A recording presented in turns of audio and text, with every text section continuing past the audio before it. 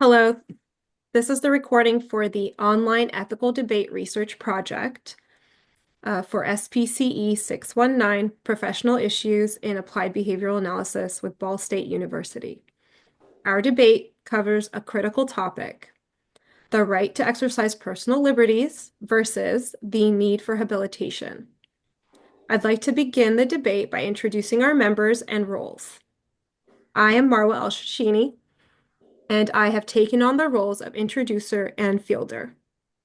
I will be helping to guide this debate along and completing the Q&A at the end of the debate. This is Shakira Taylor.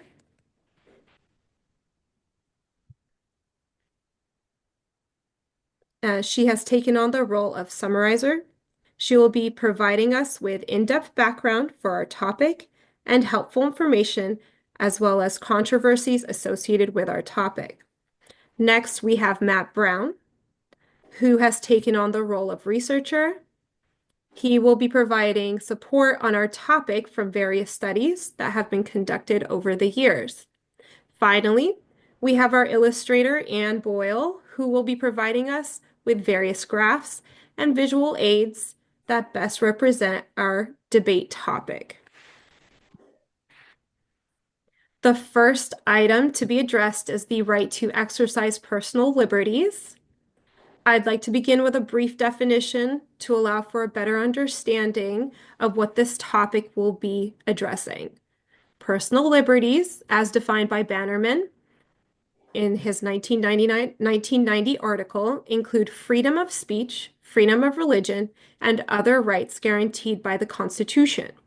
However, we know that personal liberties go a bit further than just legality. As individuals, we serve the right to make our own choices. For instance, something as basic as the time we wake up in the morning, what we choose to have or not have for breakfast, the clothes we wear. These are liberties that we are afforded as individuals based on our own personal preferences. Bannerman's 1990 article defines choice as the opportunity to make an uncoerced selection from two or more alternative events, consequences, or responses. By uncoerced, what is meant is that there are no programmed implicit or explicit consequences for selecting one alternative over the others, except for the characteristics of the alternatives themselves. However, these liberties that are afforded to neurotypical individuals may not be so easily afforded to those who are neurodivergent or have intellectual and developmental disabilities. I will now hand it over to Shakira to provide her in-depth insights on the topic. The first area of focus that I will be discussing is the benefits of personal liberties for individuals with developmental disabilities. The most significant human rights include the right to individual autonomy and independence, the right to make one's own choice, and freedom from discrimination based on disability, fear, torture, inhumane, or discarding treatment or punishment. However, it's important to note that this list does not include the rights to accessibility and equality of opportunity for people with disability. The right to exercise personal liberty is also crucial. Individuals with developmental disabilities should be allowed to make choices and have control over their lives, even if those choices don't align with traditional habilitation goals. This approach helps create a balance that includes the fundamental rights to autonomy and self-determination.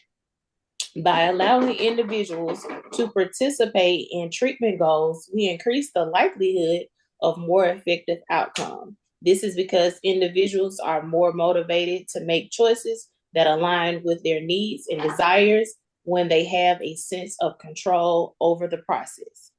For example, in a choice-making activity, individuals should be given the opportunity to choose what they want to do rather than being told what to do.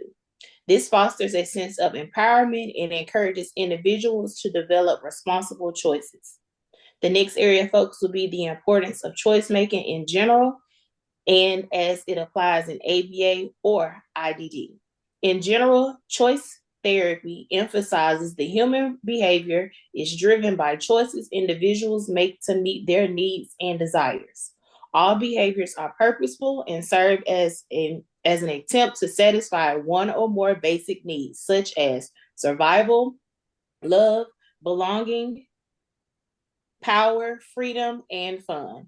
Understanding the motivational behind the behavior of these choices is crucial in developing effective intervention strategies. By promoting choice making, we can establish a sense of independence and empower individuals to learn to make responsible choices that align with their own preferences and opportunities. Decreasing behaviors can be a correlation of having the option to choose, leading to less social avoidance and an increase in adaptive behavior and a decrease in maladaptive ones. For instance, this exercise will prepare an individual to live in a community where individuals are expected to make decisions and choices. The next area I will be discussing is the control the caregiver and stakeholder have over the client's life and the need to allow for the clients to express their preferences. The control caregivers and stakeholders have over a client's life and the need to allow the clients to express the preferences are crucial factors. By involving individuals and their caregivers in the intervention process, practitioners can gain valuable insight into the individual's preferences, motivation, and goals. This collaborative approach enhances the effectiveness and relevance of the intervention. It is important to note that the option to choose should not be limited to effective treatment, but should also be integrated into the individual's daily life. There should be no boundaries when it comes to decision making.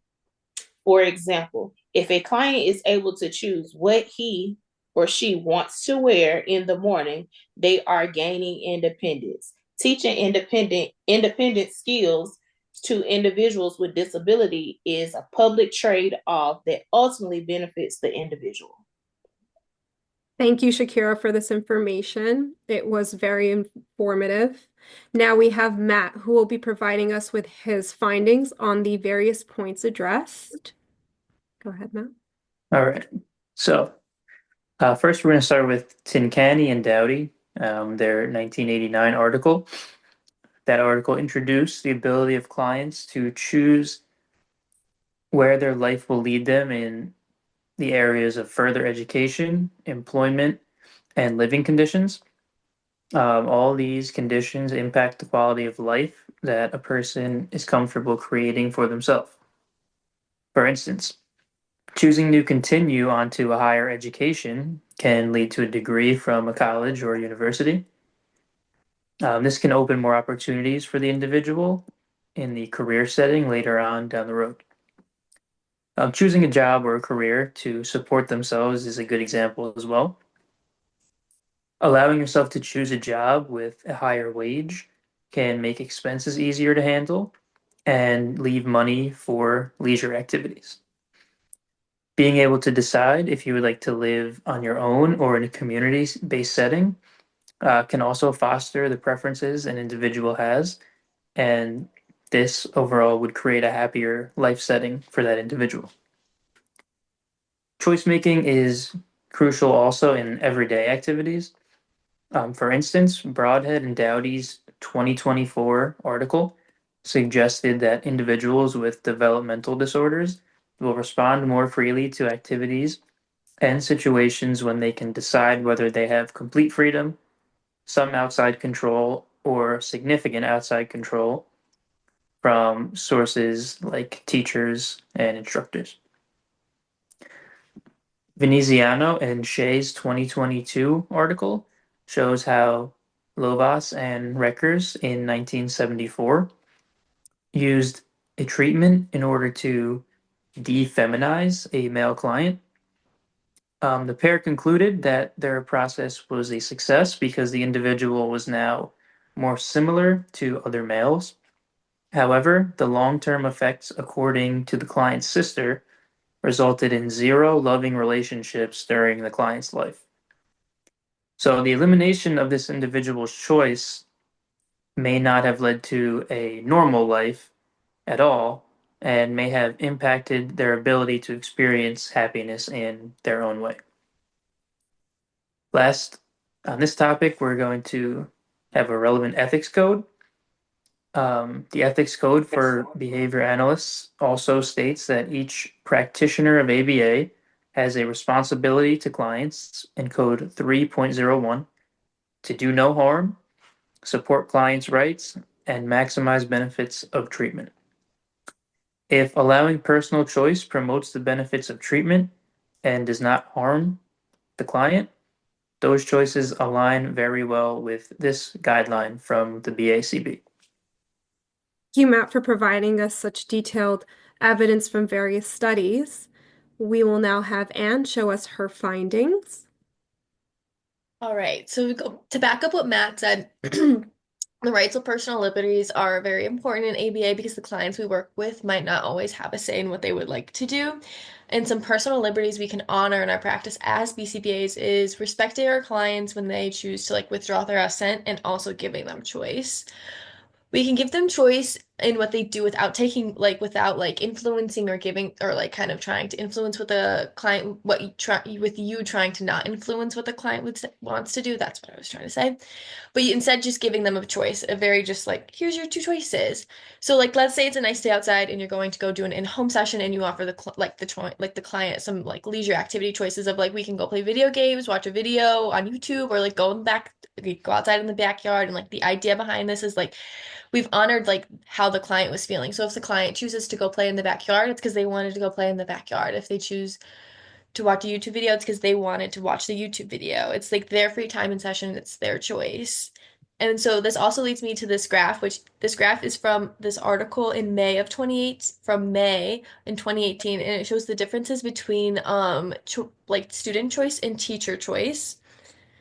And so basically there was 4 conditions. There was the escape and differential attention student choice, and then there was escape and differential attention teacher choice, and then there was escape with physical proximity. So the teacher was just standing very closely next to the student and it was student's choice, and then it was also escape with like physical proximity, the teacher's close to them, and it was the teacher's choice. And as you can tell by this graph, the colored in dots are the student's choice, and the open dots are teacher choice. And you can see that teacher or student choice was very clearly more preferred and more effective, and it really reduced the behavior of these children in the classroom and stuff. And so we can see just shows us that choice is really effective when it giving our clients choice is really, really effective in ABA. Thank you, Anne. It is very reflective to see what the studies have shown on this topic. There's clear evidence to support that those with severe intellectual and developmental disabilities, when given the appropriate opportunities, have the ability to make choices and express their own preferences. This also clarifies as to why, in the field of applied behavioral analysis, such an importance is placed on understanding client preferences and how to conduct various preference assessments to ensure client preferences are properly identified. Analysts factor in what is significant to the client and encourage input from clients and stakeholders to help create a plan that would be most beneficial to the client. Now we will proceed with the second part of our discussion, the need for habilitation. Just as before, I'd like to begin this portion of the debate with a brief introduction on this topic, specifically the definition of habilitation and how it differs from rehabilitation. According to applied behavioral analysis, habilitation occurs when a person's repertoire has been changed such that short and long-term reinforcers are maximized and short and long-term punishers are minimized. Habilitation involves teaching the skills needed to live as independently as possible. Through habilitation, individuals develop and improve new skills they never initially had in their repertoire, or, for instance, lost due to intellectual and developmental disabilities. Whereas rehabilitation focuses on reacquisition of skills or abilities that have been impaired or even completely lost due to trauma, illness, or medical condition. This distinction is crucial when understanding this topic, since individuals with intellectual and developmental disabilities oftentimes lack skills that are needed to allow for autonomy and self-determination. With this, I'd like to hand it back to Shakira so that we can dive deeper into this topic. First, I will be addressing how habilitation of individuals with developmental disabilities was initiated. The Bill of Rights Act, DD Act, recognized the rights of individuals with developmental disabilities, the appropriate treatment, service, and habilitation in the least restrictive setting, aiming to maximize their development potential. This act was signed to address the issues and vision of what it is meant to look like to live with developmental disabilities. The DD Act initiated habilitation services for individuals with developmental disabilities, ensuring access to community services and supports to promote self-determination, independence, and integration into society. Appropriate treatment, service, and habilitation should be considered intervention and support designed to help individuals develop skills, abilities, and independence. The least restrictive setting is considered where services and support are provided in the environment to least hinders the individual person's liberty, promoting integration and inclusion in the community. The goal of habilitation is to assist individuals in achieving the highest possible level of functioning and independence. Next, I will be discussing the advantages of habilitation for individuals with developmental disabilities. Habilitation ensures that individuals with developmental disabilities and their family participate in the design and have access to the necessary community services, individual support, and other forms of assistance that promote self-determination, productivity, integration, and inclusion in all aspects of the community life through cultural competent programs. Habilitation programs for individuals with developmental disabilities primarily receive funding through Medicaid and community-based services, HCBS waivers, which are significant sources of fundings for long-term services and support. Habilitation aims to teach development and independence, enhances social skills and relationships, provides specialized and adaptive learning, offer therapeutic support and mental health benefits, promote family and caregiver support, provide vocational training, and offer employment opportunities. The ultimate goal is to assist individuals in challenging themselves to improve their adaptive and social skills, enabling them to live independently in their communities. Next, I will be discussing how habilitation through ABA teaches the skills necessary for individuals with ASD or IDD to make limited choices. From the beginning, habilitation and the right to choose are not contradictory. In fact, habilitation services will ultimately help clients learn how to make decisions for themselves. Although this may not be apparent during the early stages of the program, habilitation and the right to choose should work together to enhance clients' participation in their own functional development. It is crucial that any habilitation program allows clients to make decisions regarding the skills or behaviors they need to learn. Additionally, as habilitation teaches the skills needed for school, work, or independent living, individuals with ASD or IDD through ABA can overcome barriers or limitations that prevents them from enjoying the rights the same as regular people. In this aspect, ABA teaches habilitative services, promotes equality and human rights. Thank you so much, Akira. Let's hand it over to Matt to provide us with his findings from research. All right. So from research, first we're going to look at Bannerman, Sheldon, Sherman, and Harchick's 1990 article.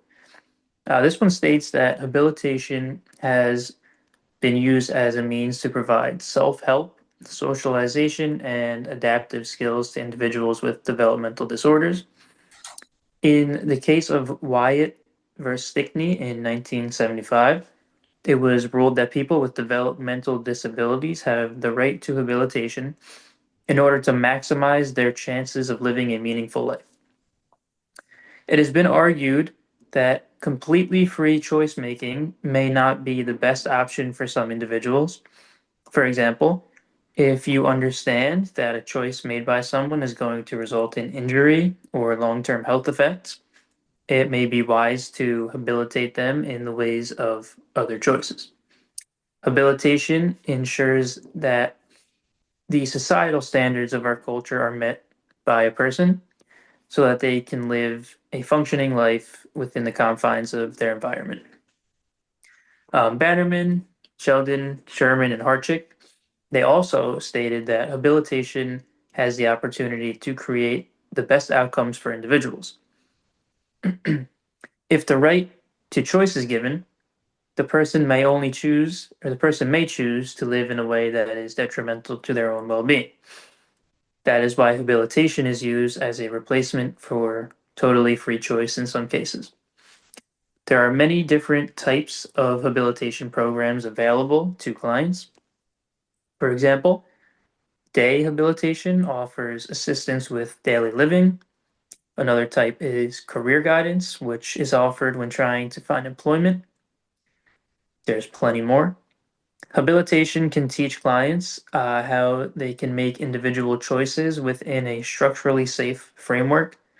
This promotes choice and freedom, but limits the choices available to ones that are safe and beneficial. Going back to our ethics code, a relevant code here is code 2.01.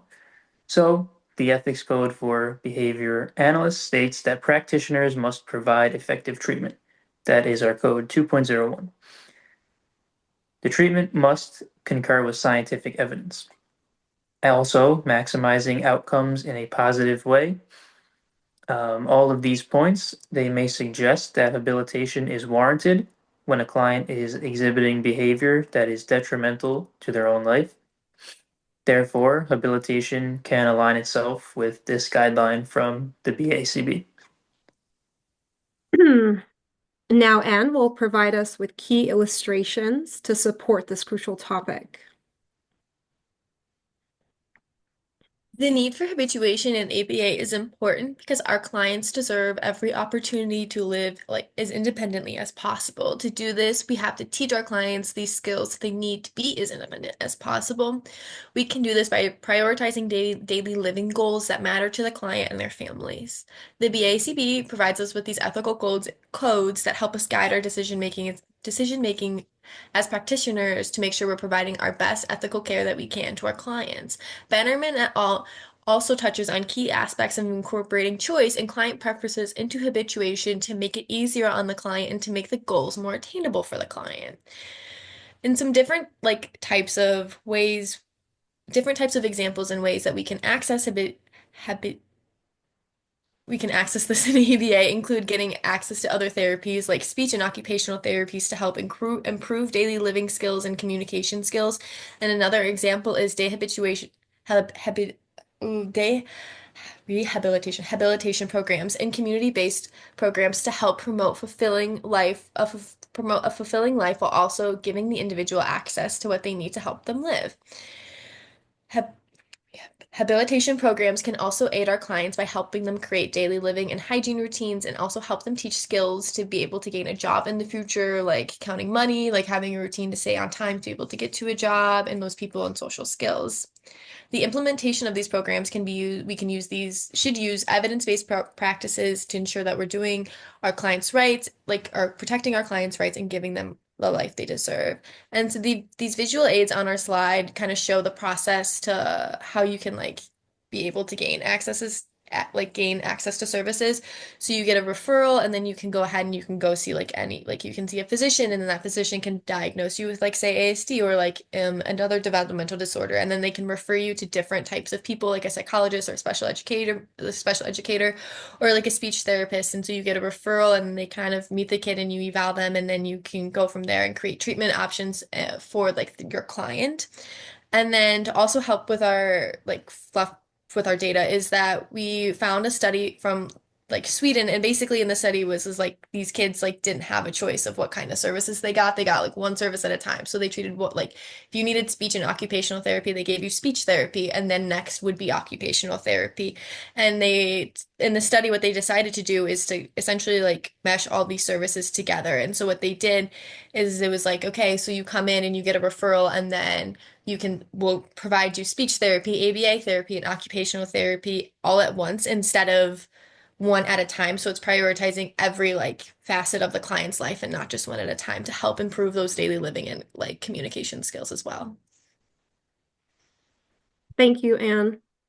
What can be understood from the information provided is the crucial role habilitation plays in the lives of those with intellectual and developmental disabilities.